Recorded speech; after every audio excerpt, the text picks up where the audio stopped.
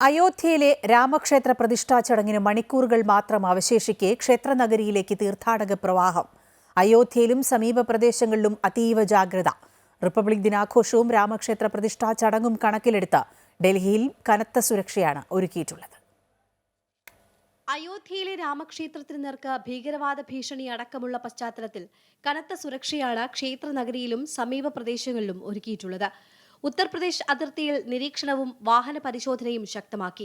പ്രതിഷ്ഠാ ചടങ്ങും റിപ്പബ്ലിക് ദിനാഘോഷവും കണക്കിലെടുത്ത് രാജ്യതലസ്ഥാനത്ത് അതീവ ജാഗ്രതാ നിർദ്ദേശം നൽകിയിട്ടുണ്ട്.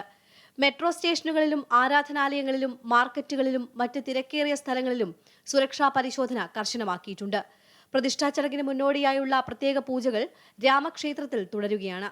രാജ്യത്തിന്റെ വിവിധ ഭാഗങ്ങളിൽ നിന്ന് തീർത്ഥാടകർ അയോധ്യയിലേക്ക് എത്തുകയാണ്. ഡൽഹിയിലെ ബാബർ റോഡിന്റെ പേര് അയോധ്യ മാർഗ് എന്നാക്കി ഹിന്ദുസേന പ്രവർത്തകർ സ്റ്റിക്കർ പതിച്ചു. രാമക്ഷേത്രവുമായി ബന്ധപ്പെട്ട പാർട്ടി നിലപാടിൽ പ്രതിഷേധിച്ച് ഗുജറാത്തിലെ കോൺഗ്രസ് MLA രാജിവെച്ചു. വിജാപൂർ MLA CJ ചാവ്ഡയാണ് കോൺഗ്രസിൽ നിന്ന് രാജിവെച്ചത്. അതിനിടെ രാമക്ഷേത്ര പ്രതിഷ്ഠാ ദിനത്തിന്റെ മുന്നോടിയായി രാംലല്ല വിഗ്രഹത്തിന്റെ ചിത്രങ്ങൾ പുറത്തുവന്നതിൽ അതൃപ്തി പ്രകടിപ്പിച്ച് ക്ഷേത്രത്തിലെ മുഖ്യ പൂജാരി ആചാര്യ സത്യേന്ദ്രദാസ് രംഗത്ത് വന്നു.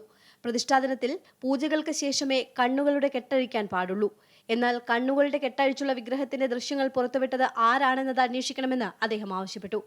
കഴിഞ്ഞ ദിവസമാണ് ശ്രീരാമ വിഗ്രഹത്തിന്റെ പൂർണ്ണ ചിത്രം പുറത്തുവന്നത്. അമൃത ന്യൂസ്, ന്യൂഡൽഹി.